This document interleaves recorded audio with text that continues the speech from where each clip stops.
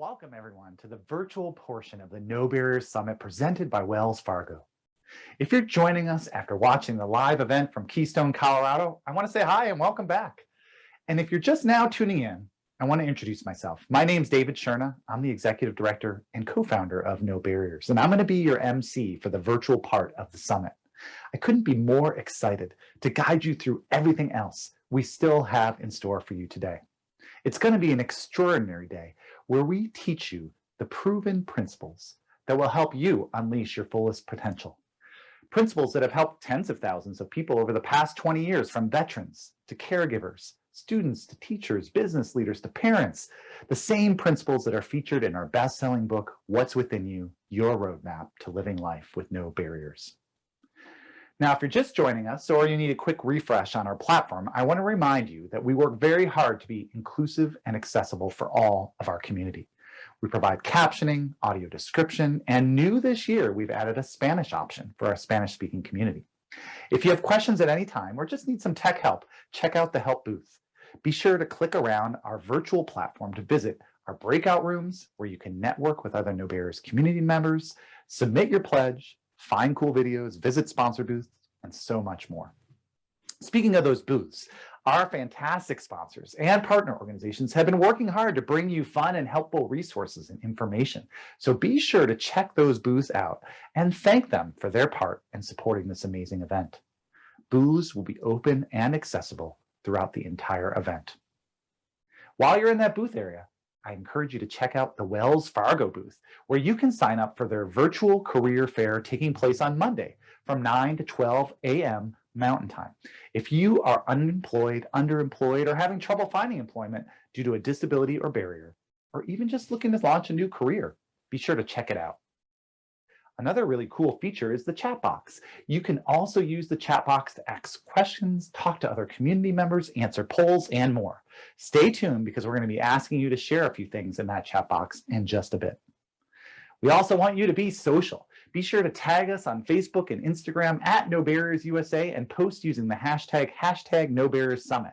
We want to see everything you're doing today and share your triumphs with our community. One more note before we get going. If you miss anything today or want to rewatch any portion of today's program, no problem. Just sign up for our No Barriers membership community to get access to all the recordings, activities, courses, videos, and so much more. You can check it out on our website. It's just $9.99 a month or $99 for the year, or you can upgrade your membership right now by clicking your name. All right, now here's where we do a really deep dive into the No Barriers life principle. It's where we ask you to start thinking about your pledge in more detail. If you haven't made a pledge yet, no worries. If you don't even know what a pledge is, I'm going to tell you. Pledges are a huge part of our No Barriers tradition. A pledge is your commitment to your continued progress towards your vision. Pledges are really powerful things. They're statements to yourself and to others in your community of your intention, and they can lead to a massive chain of events that can quite literally change your life. Nowhere is the power of our pledge more important than in the Veterans Program. I remember one vet from years ago named Carrie Ann who was struggling with many things when she joined our program. But over the course of her work with us and her expedition with us, she eventually made this powerful pledge to, and I say, quote, live a life of peace and strength in the mountains. That commitment, shared in front of her fellow veterans, led to her moving out of a very difficult situation and moving to a completely new state, Colorado, getting a cabin in the mountains and starting to find herself and peace again. Veterans like Carrie Ann are only able to participate in our program thanks to the generous support of sponsors like Prudential, CoBank, and Wells Fargo. Those sponsors genuinely care about our veterans and the transitions that they're making out of the military. So this next session is where it starts to feel real, where you make progress towards some goal you've aspired to. It starts to take shape. And we do that through what we call reach. We're going to take a deep dive into this No Barriers life element reach. You're going to learn from my colleague, Mariah Nelson, as well as our awesome ambassador and board member, Mandy Harvey. If you haven't heard of Mandy, I strongly suggest you check her out. She's a jazz and pop singer and songwriter. She was a finalist on America's Got Talent. She also happens to be deaf. She'll be sharing a bit more about what reach means to her. You're also going to hear from Christine Ha. She's an American chef, writer, TV host, winner of the 3rd season of Master Chef with Gordon Ramsay, and she happens to be blind. She has used reach in her life to accomplish her goals, and I can't wait for you to hear her incredible story. So with that, let's get started. Enjoy the session. Welcome to Reaching Beyond Your Comfort Zone, No Barriers Life session here at the No Barriers Summit. We're all so excited to have you be a part of this session today. I'm Mariah Nelson, the Education Programs Manager at No Barriers, and I will be your facilitator for the next hour or so. Throughout this session, you'll get to hear stories that show you what it looks like to reach. You'll meet singer-songwriter Mandy Harvey, who's an accomplished jazz musician and was a finalist on America's Got Talent. You'll also hear from Christine Ha, a blind chef who took the Master Chef world by storm. Through their stories of reach, you'll be encouraged to reach beyond your own comfort zone, and will get the opportunity to do that through a guided activity. We'll also take some time to think about your No Barriers pledge and how these skills can support you to fulfill that pledge. If you haven't created a pledge yet, don't worry, you'll get all the information you need to develop one. And in this session, you'll also have some opportunities to share your thoughts and connect with other participants in the No Barriers community as we utilize the Q&A function for some authentic conversation. So get ready to be inspired, connect with others, and take action as you challenge what you thought possible during our Reach Turning Together. What is Reach? To get started, I want to give you some context about the No Barriers Life. In case you're not familiar with what this is, the No Barriers Life is a framework made up of 7 elements for breaking through barriers and living a purpose-driven life. This framework comes from decades of No Barriers running programs that push people to explore their own sense of purpose and help them to harness adversity in their own lives and the world into a positive force. Each of the 7 elements focuses on specific strategies and tools that help people to live a No Barriers life. If you want to learn more about the full framework, check out our book called What's Within You, along with the many resources and programs highlighted on our website, nobarriersusa.org. In this session, we are diving into the element called reach, which is grounded in moving beyond your comfort zone to learn and to grow. Reaching beyond your comfort levels can be scary and can push us in ways that we never thought possible, but it's in these moments where we truly learn just how much we're capable of. Reach can teach us our boundaries, our thrills, and build confidence in our abilities as individuals and as teams. And often when we venture into these points in our journey, we experience a lot of fear and anxiety based on our discomfort in these moments. So for example, the more uncomfortable you are, the further outside your comfort zone that particular activity is. Your comfort zone is defined as this place or situation where one feels safe or at ease and without stress. And the idea of comfort zones actually goes back to a psychological experiment in the early 1900s. Psychologists explained that a state of relative anxiety, a space where our stress levels are slightly higher than normal, this space is called optimal anxiety. And this is just outside of our comfort zone. And this is where we have the highest potential for growth and succeeding in what we're seeking to do. So as we move through the rest of our session, think of reach as the process of challenging what you thought possible and what you're capable of doing. But before we meet our first speaker, let's pause to reflect on this idea of reach and to connect with others who are part of this session. Let's take a moment to explore the moments where you have already reached.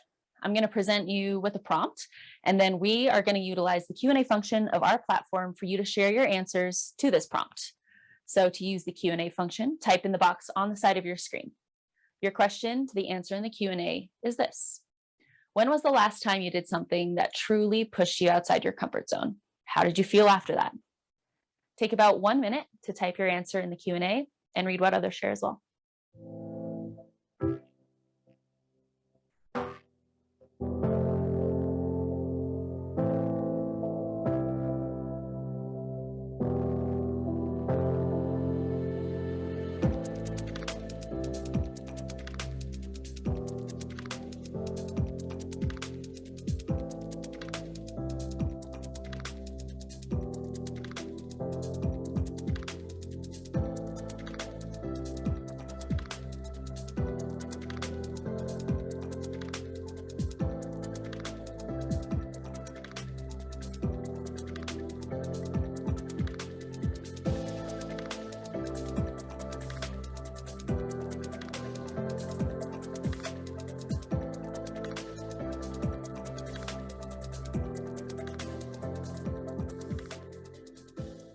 Thanks so much for sharing. Now let's keep building on those strategies by hearing from our first speaker.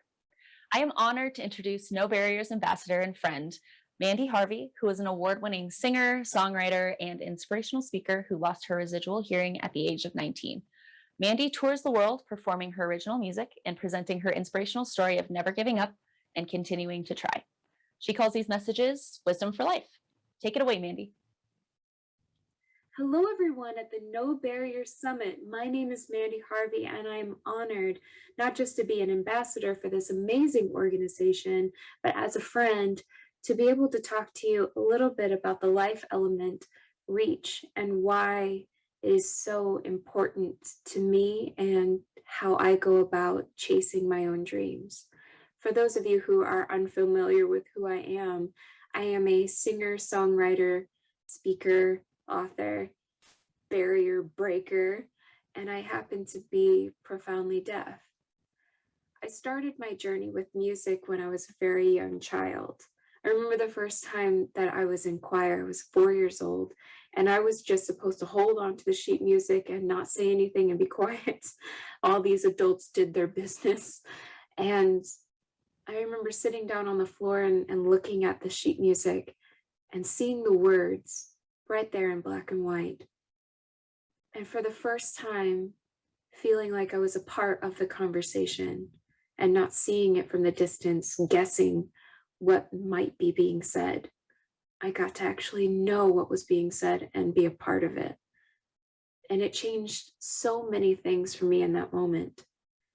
It's amazing how community and how having a rope team really changes everything.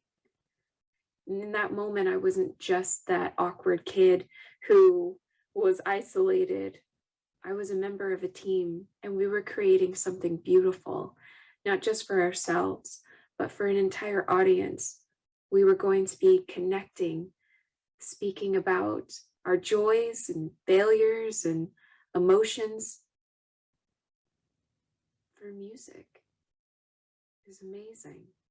And this was the spark of my dream, which was to become a vocal music education major. I wanted to be a teacher, to be able to give the tools to another awkward, shy kid to be able to express themselves, to be able to be a part of a community, to be able to know that they were a part of the conversation, and to have that become maybe the spark that they needed to see value in themselves. When I got to school for vocal music education, when I finally got to college after working my butt off,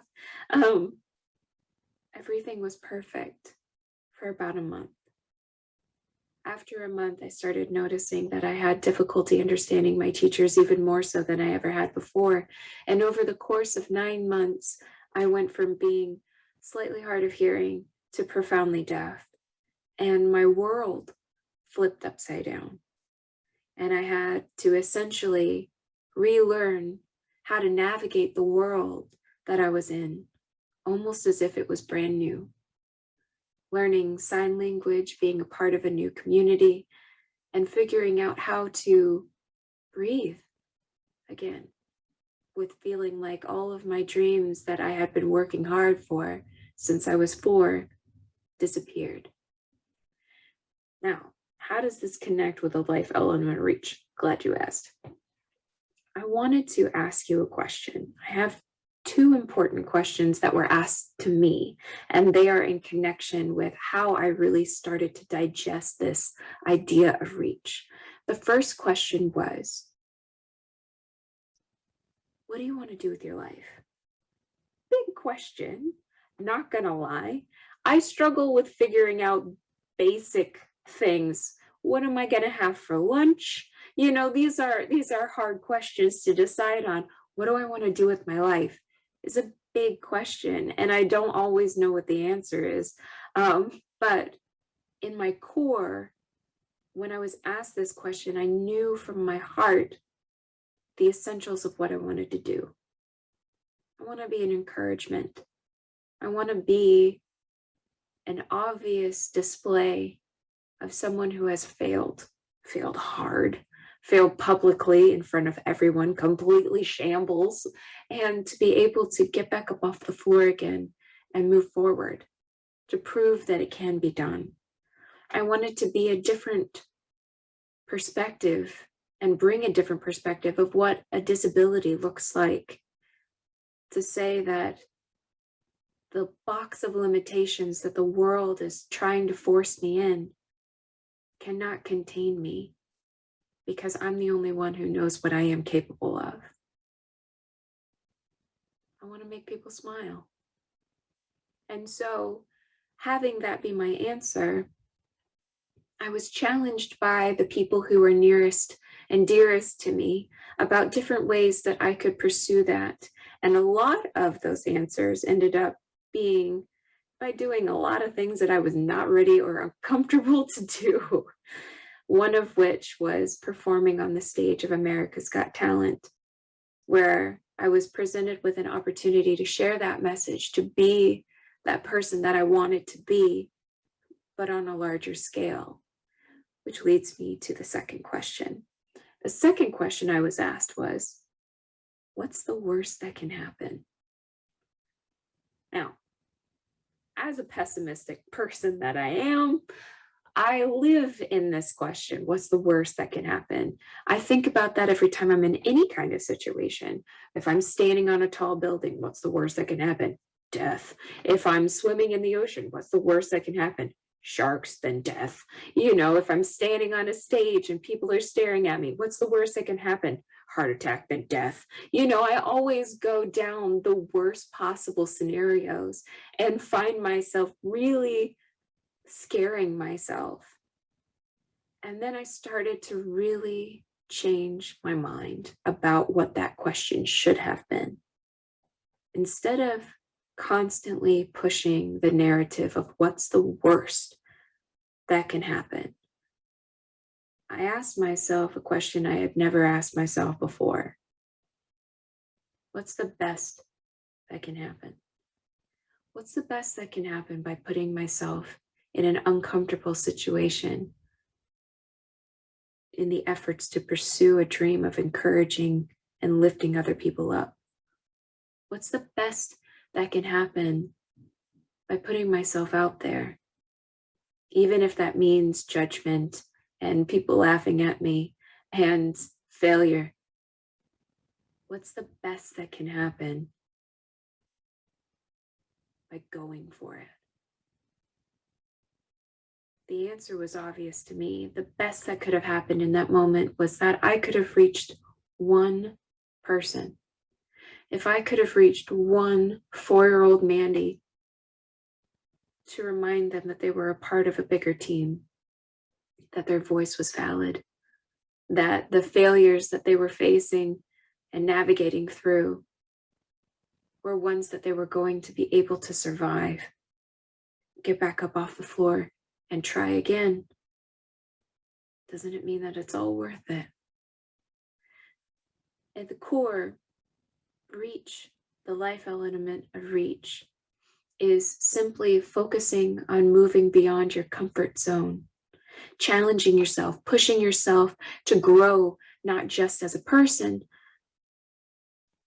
but to potentially grow your dream into being bigger than you thought it was possible initially. When I wanted to sing again, be a part of music again, there was an element of it that was just relief of being able to do music at all. I would have been satisfied with playing a tambourine, but I was pushed by my rope team to figure out a new way to pioneer a new path to be able to sing again without being able to hear myself. Then I was pushed again, another level outside of my comfort zone, to perform in front of a couple of people. Then that turned into performing weekly. Then that turned into me making albums for the people who I loved the most. And in turn, started traveling around the country. And it led me to doing crazy things like America's Got Talent, speaking at schools around the world, going to Nepal with a group of differently abled students to climb mountains and to show people in a different country what we were capable of, but also prove to ourselves that we were far more capable than the barriers that we were facing. What's the best that could happen if you try? An awful lot. At the closing of this summit, I am going to be a part of the ceremony and I get to perform for you all. And there's a song that I wrote called Lucky, which I am going to be singing for you at the closing ceremony. And it is entirely about my love and fear of the element of reach. When you go for it, when you really go for it, you're opening the door, yes, sometimes for it not to work out the way that you think it's going to the first time around. However, you're also opening the door to challenging yourself to grow in ways that you will never understand. And in turn, inspire all of the people around you to actively pursue their own dreams as well. I hope that that gives you something to think about. And I do hope that you find yourself asking the question instead of, how am I going to fail? How is this going to break? How am I going to deal with this? Instead of focusing on that narrative, to possibly also slide in there, how am I going to grow from this? How many people are going to be touched by this, by watching me go through this? What's the best that can happen?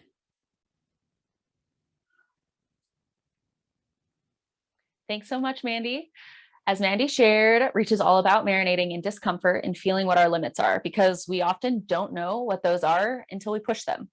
And in order to practice Reach and accomplish a goal, we're going to work through some steps today in order to map out the steps you'll take in order to do so. We'll start off with a quote from our co-founder, Eric Weinmayer. Everyone is reaching for something, and the process of reaching is about getting comfortable in an environment that in its very nature is uncomfortable. And so with those sentiments in mind, we're going to make our Reach plan. So start, number one, with your Reach goal. So this can be the vision that we discussed in the last session, or if you weren't here for that session, this can be something that you want to accomplish that is aligned with your purpose. Take a few moments to think about what you'd like to focus on today.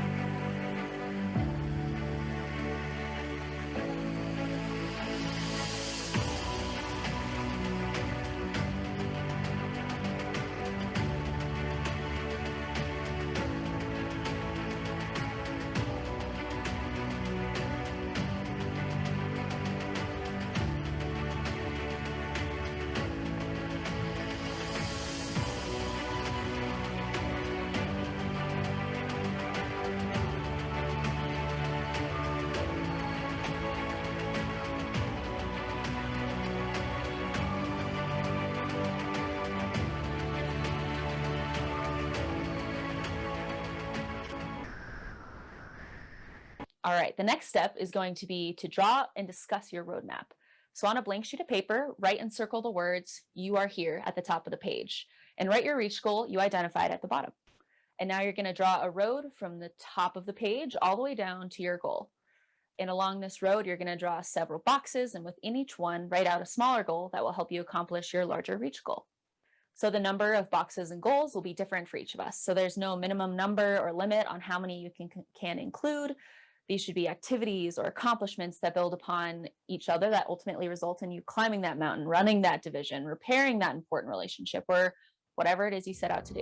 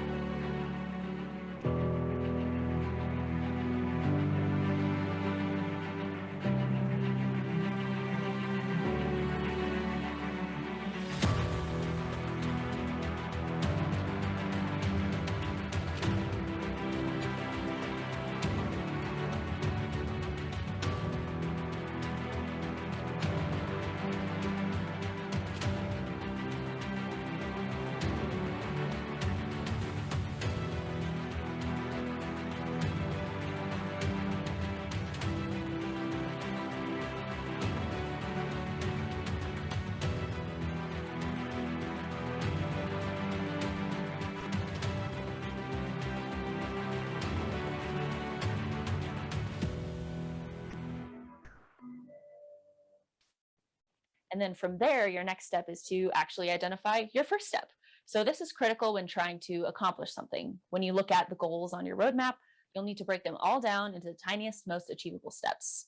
Remember that the first steps are not only intended to help you move closer to your goal, but to help you get in the practice of trying something new and being comfortable with that discomfort. And so one example of a first step that someone could take is reviewing a daily schedule and intentionally building in opportunities for wellness and movement. So this person's reach goal is to build a daily routine that prioritizes healthy living. So that's just one example for you.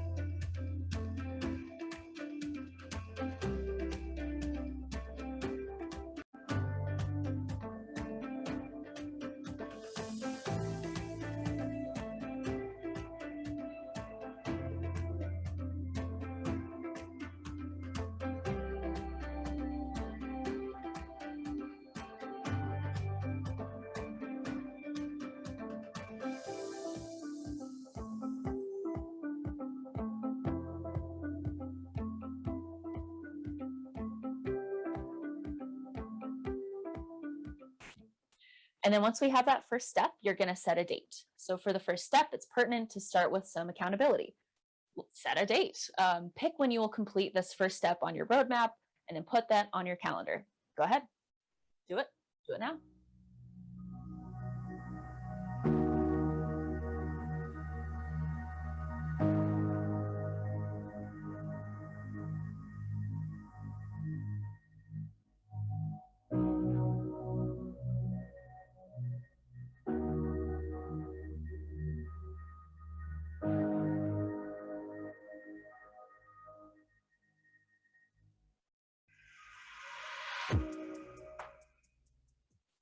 All right, and then you're going to make a reach habit.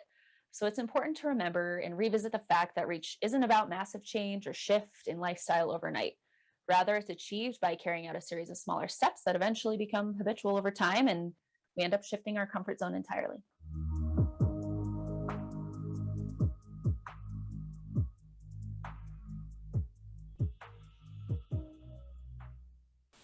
Now we're going to hear from another amazing speaker who's definitely done some reaching in her day, Christine Ha, who is the first ever blind contestant and season 3 winner of the competitive amateur cooking television show, MasterChef with Gordon Ramsay.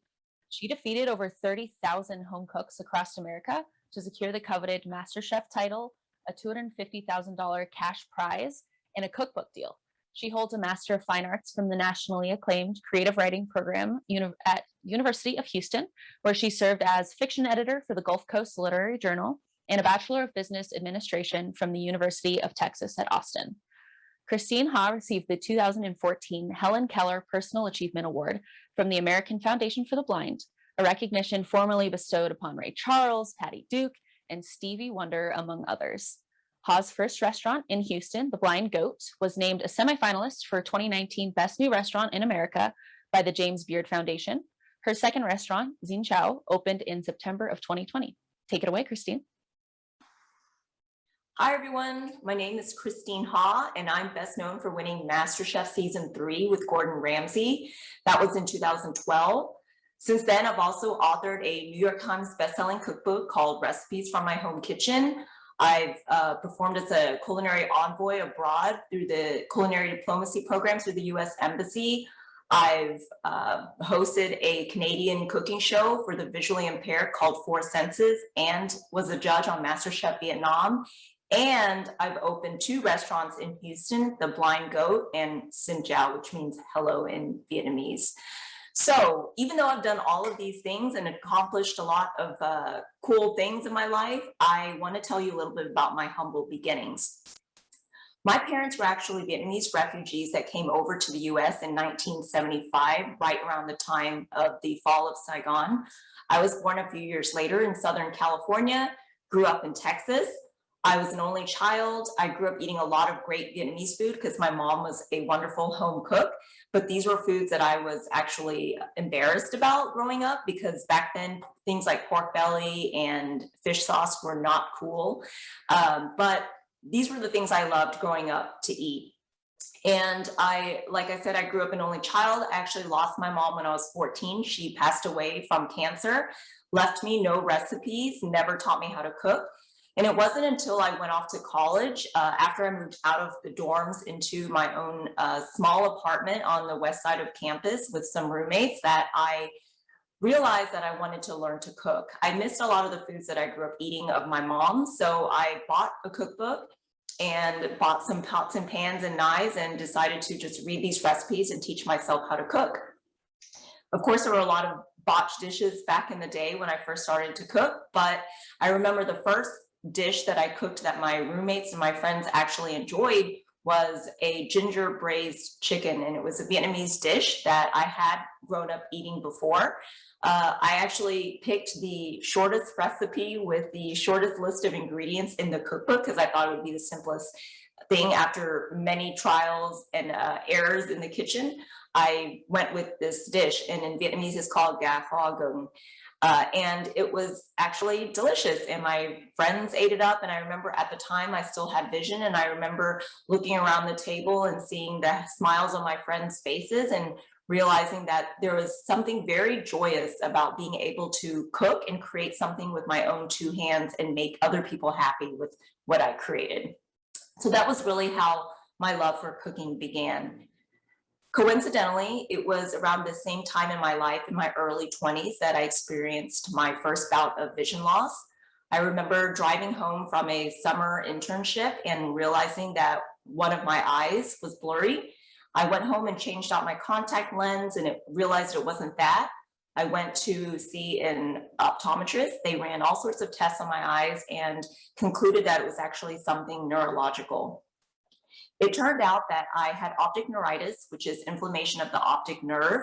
And eventually, 4 years later, I was finally correctly diagnosed with something called neuromyelitis optica, or NMO for short. And NMO is an autoimmune condition that's similar to MS, where the immune system attacks the neurological system. So in NMO, it primarily affects the optic nerves and the spinal cord. So I've had some serious NMO attacks that affected my optic nerves and my spinal cord as well. And I remember there was one serious attack back in 2001, I believe, and I had just graduated college at the time, and I remember that it started off with just tingliness in one of my legs, and it spread, and eventually everything below my neck was numb within a matter of a few days. And I was pretty much paralyzed from the neck down. I couldn't sit up by myself. I couldn't obviously feed myself, use my hands. I couldn't brush my teeth, couldn't pour myself a glass of water. I couldn't sit up, walk. It was definitely a harrowing experience to have something like that happen when I was just in my early 20s. And it took a long period of recovery. I had to leave my job at the time to go on a long-term recovery process. So I went through a lot of physical therapy and occupational therapy. And it was during this time also that I began to lose more of my vision. So both of my optic nerves continued to become inflamed, and eventually they atrophied. And so my vision is kind of reduced to how I describe now as if you were to come out of a hot shower and gaze into a really steamy mirror, that's kind of what I see. So I describe it as though you stepped out into a very thick fog. So anyways, around this time, like I said, I was experiencing paralysis as well as vision loss, and I felt really lost in my life at the time. I was in my early 20s. I thought I was at that point, like climbing the career ladder, but I had to leave my job, and now I was facing something that seemed very serious with my health. And the only thing that really kept me going through that time, aside from friends and family that visited and helped me out, was actually listening to audiobooks. And I've always been an avid reader as a child. I loved reading. I was the kind of kid that would lock myself up in the bathroom and read for hours, pretending I was showering. But this was a time that allowed me to rediscover my love for literature. And I think it was a way for me to escape my reality at the time, listening to audiobooks. And so as I eventually got better after a lot of the physical therapy and occupational therapy, I decided to do a complete career change. And I went back to graduate school to get a degree in creative writing. So you can see that my trajectory of my whole life just kind of, it was not linear. It went from, thinking I would be in business, and I had a corporate job. And then I, because I had health issues, I left that and went on to do creative writing. And it was actually throughout this process of like losing my vision that I had to obviously learn things on how to adapt, like how to walk with a white cane, how to navigate the public transportation system in Houston so that I could get to campus and to class. I learned how to read Braille, use screen reader.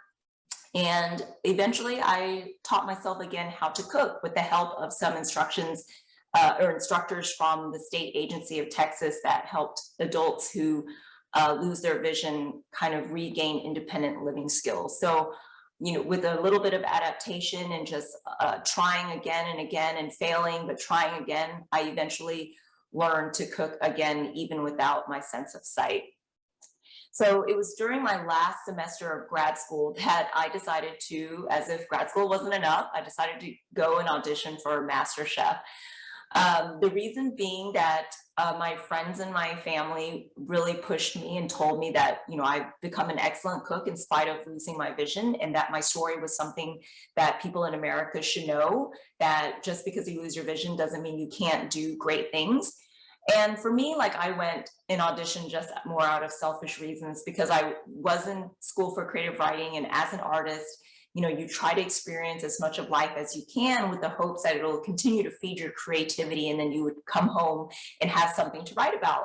So for me, I just went thinking that I would have a great story come out of the auditions, and I didn't think I would last as long as I did on the show and the competition. But as history would have it, I continued to pass challenge after challenge, and then eventually was crowned the winner of MasterChef Season 3. And since then, like I said, my life has been pretty much turned upside down.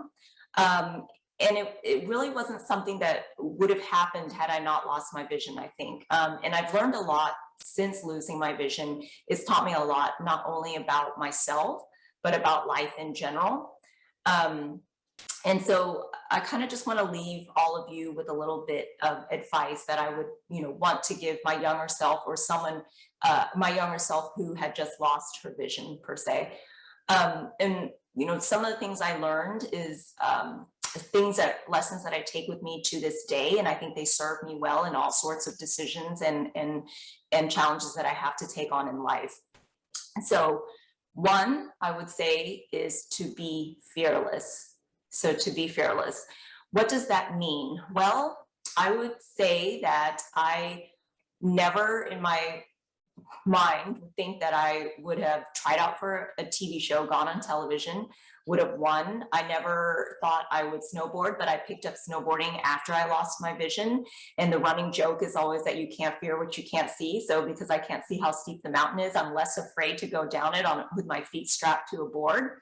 I tried rock climbing for the first time after I lost my vision.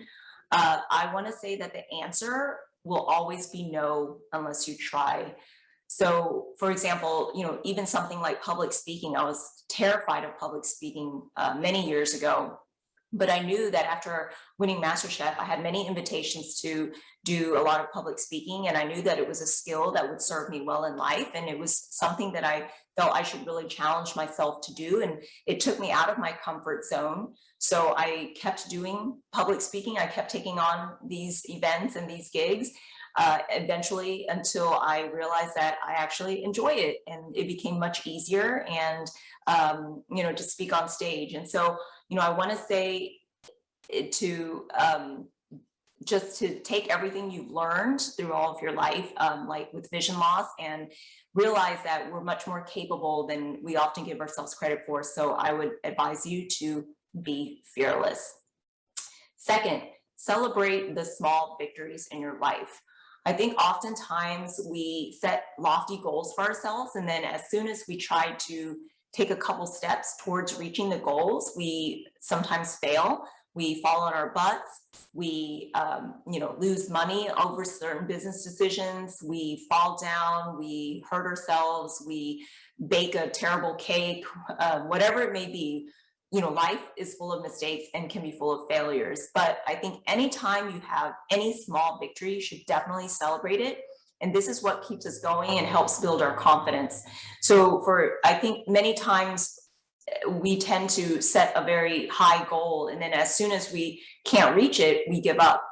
But what I say is, if you think about all the small accomplishments that you've done along the way, day by day, week by week, month by month, and then year by year, if you look back, you can think like, oh, last week I wasn't able to do this, or last year I wasn't able to do this. And every time you celebrate that small victory, it'll continue to exponentially build your confidence.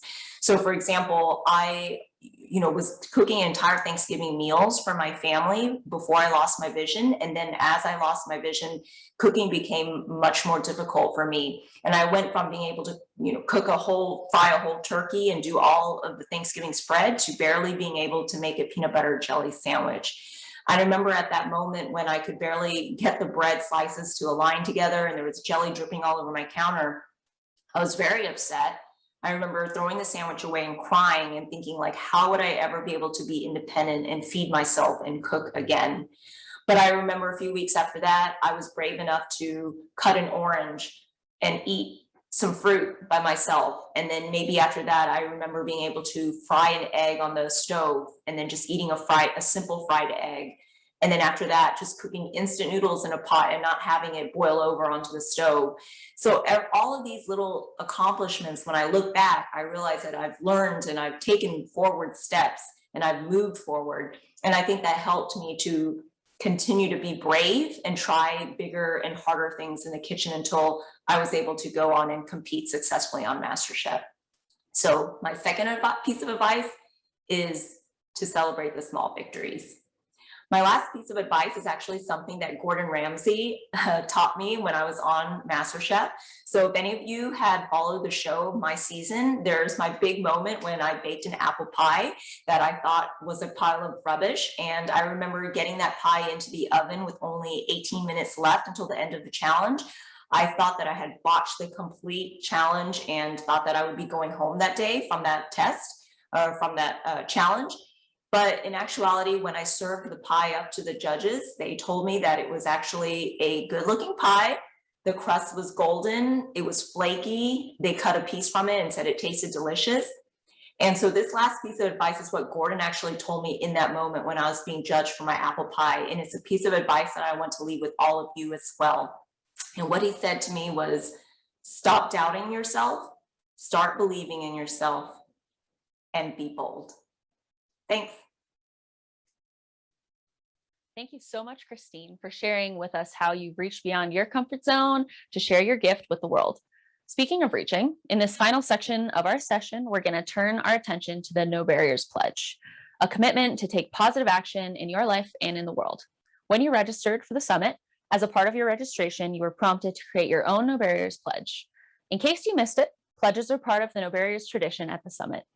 A pledge is your commitment to your continued progress towards your vision by identifying one goal that you can achieve in the next 2 to 3 months or so.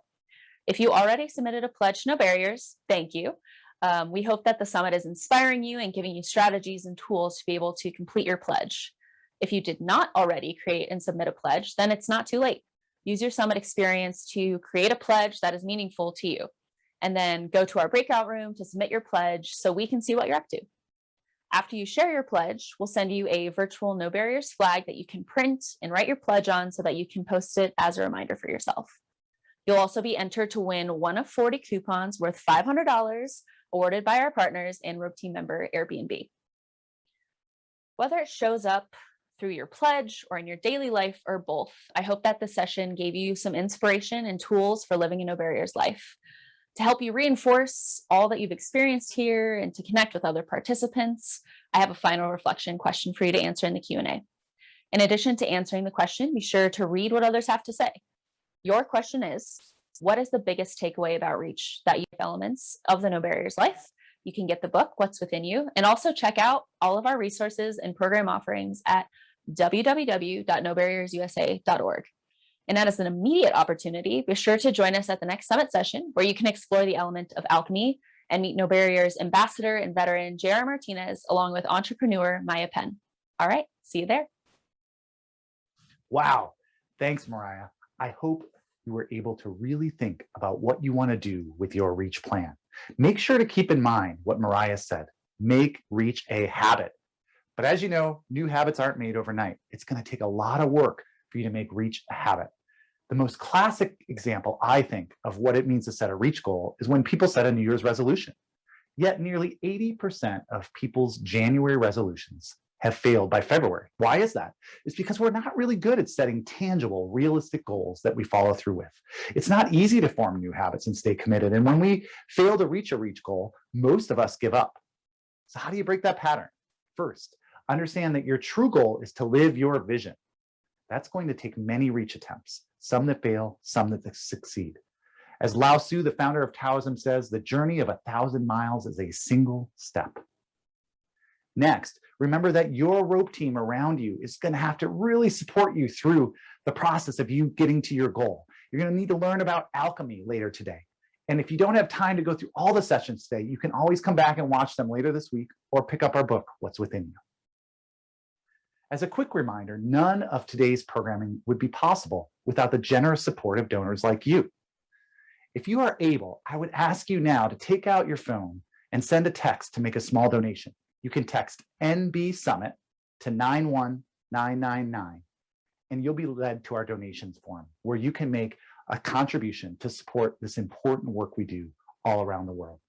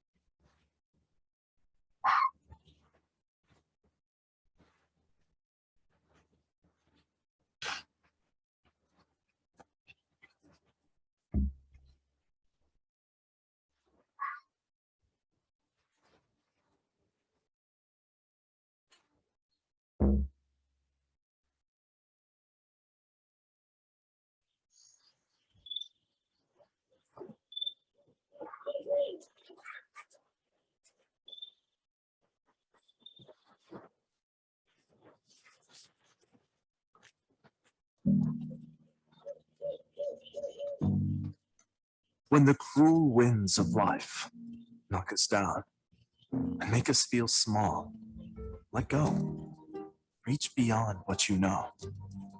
When uncertainty paralyzes our spirit and the shame of our scars crushes all hope, look inside.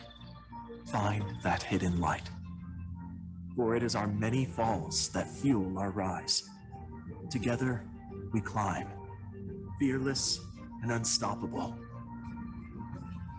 Because what's within us is stronger than what's in our way.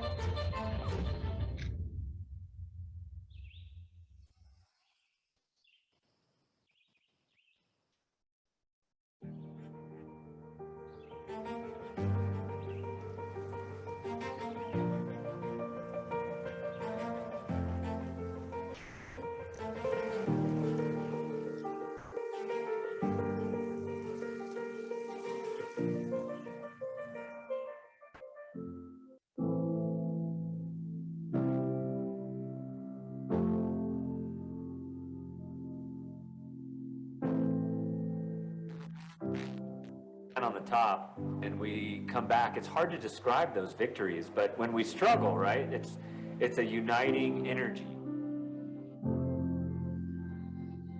It's not about climbing one mountain, it's about making a catalyst of change.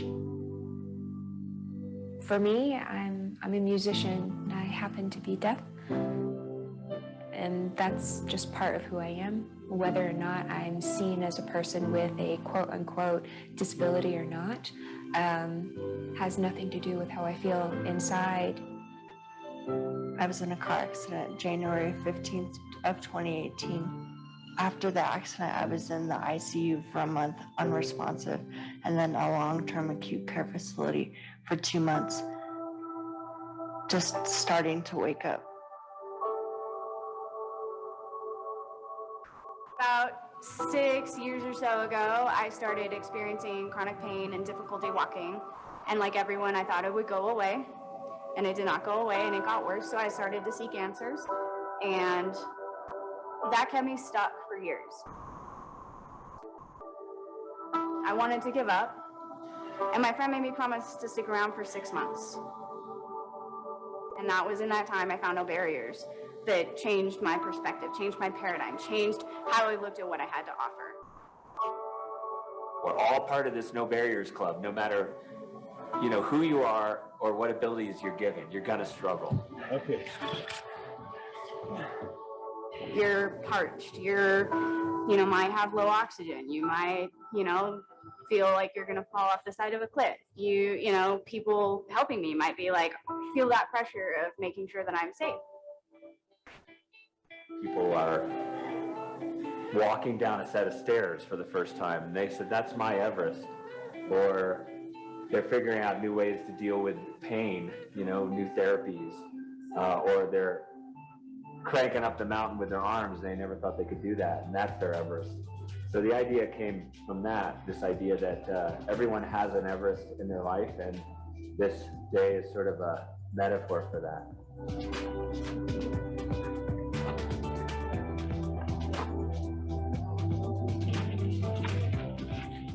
It's about doing what you can with what you have. It doesn't matter what's wrong with you. It matters what are you going to do about it. These events are really important to my recovery and other people's recovery because they lift your spirits. It is struggle. It's not easy, but it's through those challenges that we come together. So be vulnerable, take the leap. This is where people will catch you.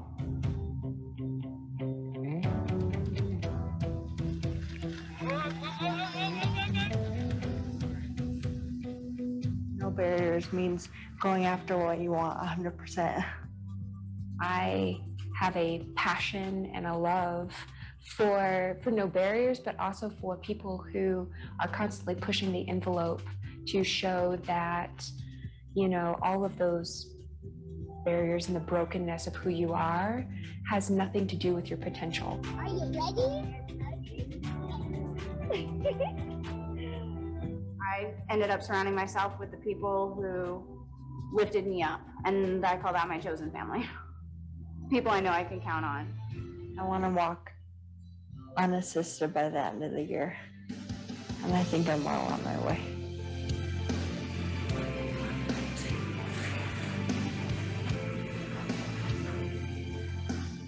So it's all about finding new ways to do things. My Everest is being vulnerable. My Everest is getting back to life like it was before the accident. My Everest is encouraging other people to look past their barriers and to realize that they're not alone and that failure can be a beautiful start of a new beginning.